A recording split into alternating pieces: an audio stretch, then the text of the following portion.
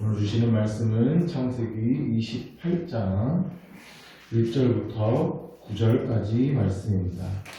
다 찾으셨으면 저와 여러분 한 절씩 교독하겠습니다.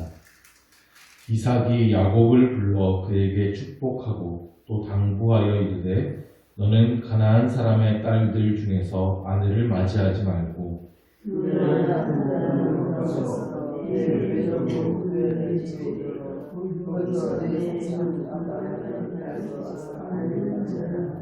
전능하신 하나님이 내게 복을 주시어 내가 생육하고 번성하게 하여 내가 여러 족속을 이루게 하시고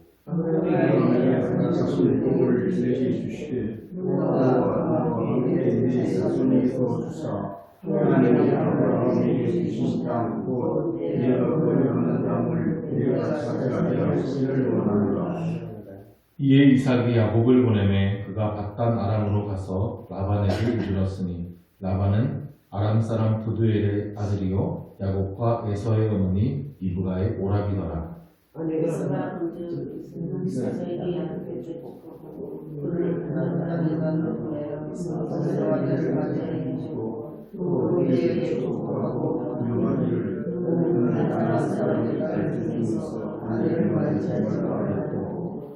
또 야곱이 부모의 명을 따라 밧단 아람으로 갔으며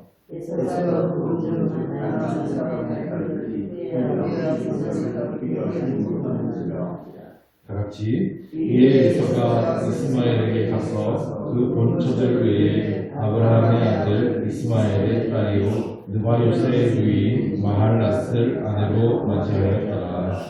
아멘. 리브가가 에서와 야곱을 가졌을 때 하나님께서는 말씀하셨죠. 두 민족이 내 복 중에서부터 나누리라. 이 족속이 저 족속보다 강하겠고 큰 자가 어린 자를 섬기리라.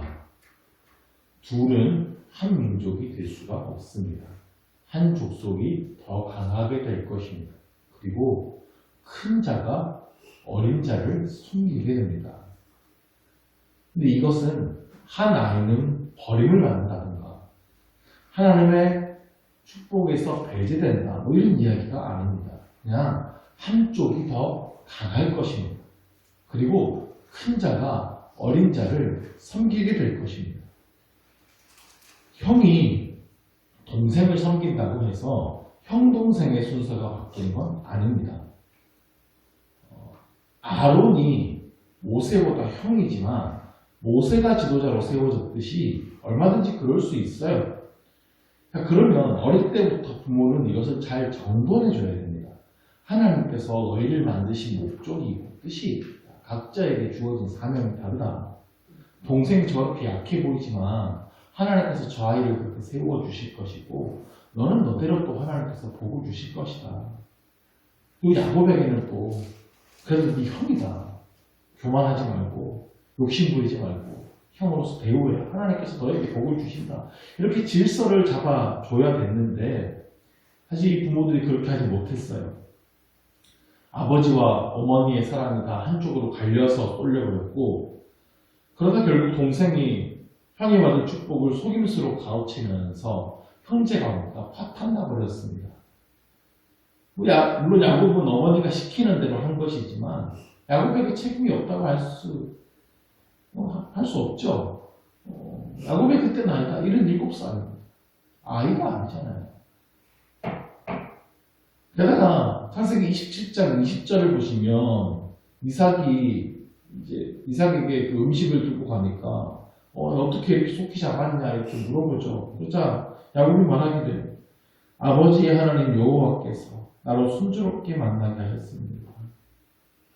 그 하나님 이름까지 팔아먹으면서 거짓말을 하게 됐어요. 선을 넘었죠. 그래서 거짓말은 더 큰 거짓말을 낳고 돌이킬 수 없는 지경에 이르게 하는 겁니다. 야곱이 자기 축복을 가로챘다라고 하는 것을 안에서 엄청나게 화가 났죠. 그래서 말하기를 아버지를 독할 때가 가까워 갔으니 아버지 돌아가기만 해봐라. 야곱을 죽여버리겠다. 이렇게 마음을 먹었습니다. 근데 그 말이 리브가에게 들렸어요. 리브가가 큰 위기를 느끼죠. 그래서 야곱을 불러서 이 사실을 다 이야기해 준 다음에 라반에게로 좀 피신해 있어야 되겠다. 형의 화가 풀릴 때까지 몇 날 동안 거기 있어라. 이렇게 이야기합니다. 형의 분노가 풀리면 사람을 보내서 너를 불러오겠다라고 이야기하죠. 아마 조금만 있으면 몇 날 동안이라고 했습니다. 형의 분노가 풀릴 것이라고 생각을 했고 다시 야곱을 불러올 수 있을 것이라고 믿었습니다. 그런데 리브가는 이제 이 이후로 야곱을 보지 못합니다. 야곱은 20년이 지난 후에야 고향 땅으로 돌아올 수 있었고 그때 이미 리브가는 죽은 후였습니다. 참 슬픈 가정사인데요. 이 당시에는 어쩔 수 없는 선택이었습니다. 어찌 하루에 너희 둘을 잃으랴 이렇게 말하거든요. 만약에 형제를 죽이면요 살인한 자로 죽임을 당하게 됩니다. 아들이 둘뿐인데 둘 다 죽으면 어떡합니까? 게다가 이삭과 리브가는 이제 나이도 많지 않습니까? 믿음의 가문이 사라진 위기에 처한 것이죠. 참 다행인 것이 이 위기 앞에서 이삭과 리브가가 올바른 방법으로 해법을 찾아가기 시작합니다. 이삭과 리브가에게 믿음이 있다는 것이 여기서 드러나는 것인데요. 오늘 우리가 28장 1절부터 읽었지만 바로 전절인 27장 46절 말씀을 보시면 이렇게 시작합니다. 리브가가 이삭에게 이르되, 이게 중요합니다. 27장에서요. 이 문제 앞에서 이삭과 리브가의 대화가 없었어요. 이삭이 죽을 날이 가까워왔다고 느껴서 이제 자식에게 축복하려고 하는데 아내 리브가하고 상의하거나 대화하지 않습니다. 그냥 자기 혼자 결정해요. 리브가가 그 사실을 눈치채고 있었는데 남편 이삭과 이 사실에 대해서 대화하지 않습니다. 그냥 귀를 기울이고 남편이 뭐라고 하나 엿듣기만 합니다. 이삭이 먼저 리브가에게 내가 이제 죽을 날이 가까워서 에사에게 축복하려고 하는데 당신 생각은 어때요? 이렇게 하던가. 아니면 리브가가 먼저 가서 당신이 이제 자식들에게 축복할 생각이 있느냐고. 근데 하나님께서 예전에 우리에게 이렇게 말씀하시지 않으셨냐고. 이렇게 대화가 좀 되었더라면 좋았을 텐데 아무런 대화 없이 자기 마음대로 행동하고 아내는 그것을 엿듣고 남편을 속이는 일이 발생하는 거예요. 이건 서로에 대한 신뢰가 무너졌기 때문이겠죠. 아이, 저 사람은 말해봐야 에서만 좋아하니까 무조건 에서만 축복하라고 할 거야. 아이, 저 사람은 야곱만 좋아하니까 에서 축복하겠다고 그러면 그냥 무조건 반대할 거야. 이런 생각이 깔려있으면 대화가 안 되는 겁니다. 부부도 각각 다른 사람이니까 생각이 다를 수 있어요.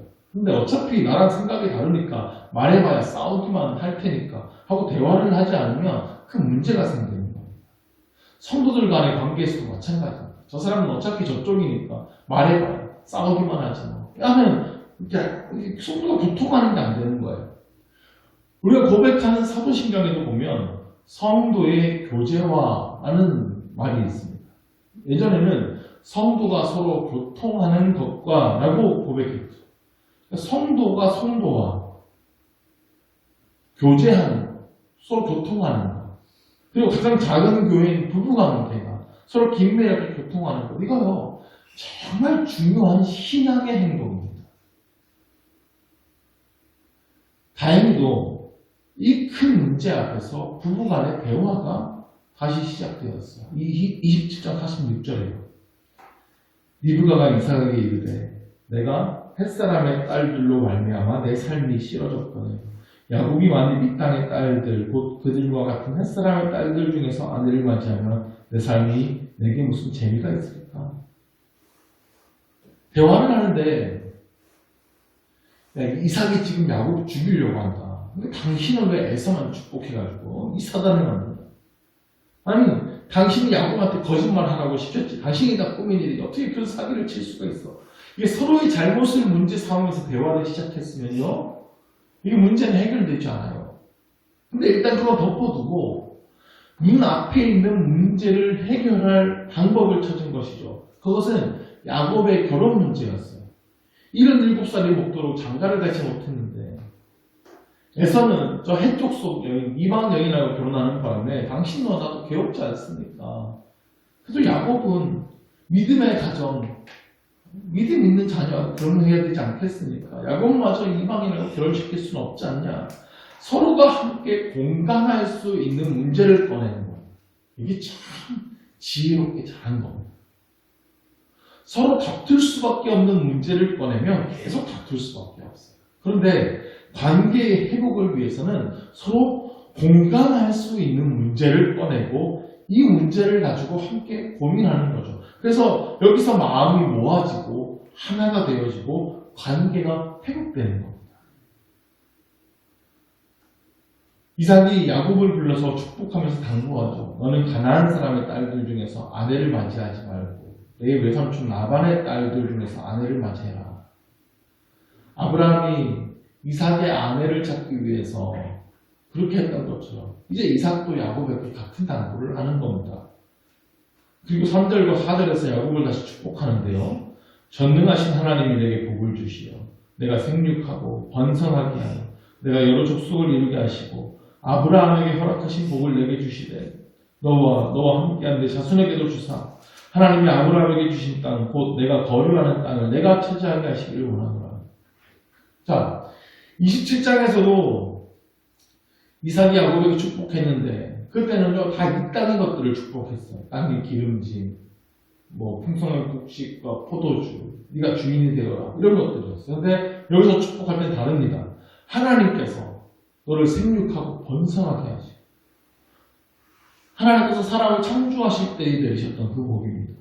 그리고 아브라함에게 허락하신 복, 그 하나님의 영원한 언약이 너에게 이루어질 것이다. 이 영적인 것들을 가지고 축복을 해요. 근데 드디어 이삭이 정신을 차린 겁니다.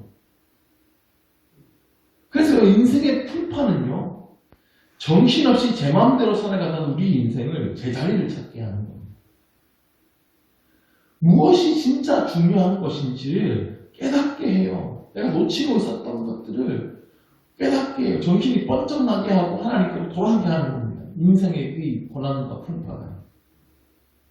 그리고 이것을 가능하게 했던 것은 또 한 가지 진실한 대화였어요. 그들을 하나 되게 만드는 대화였어요. 이삭이 야곱을 축복하면서 가나안 사람의 딸들 중에서 아내를 맞이하지 말고 거기서 아내를 맞이해라. 그래서 보냈어요. 야곱을 보낸 것을 에서가 봤습니다. 또 에서가 가만히 보니까 자기 아내들, 해족속 여인들이 부모를 기쁘게 하지 못합니다. 부모님도 대놓고 그렇게 이야기를 하고 그래서 에서가 어떻게 합니까? 이스마엘의 딸 마할랏을 아내로 맞이합니다.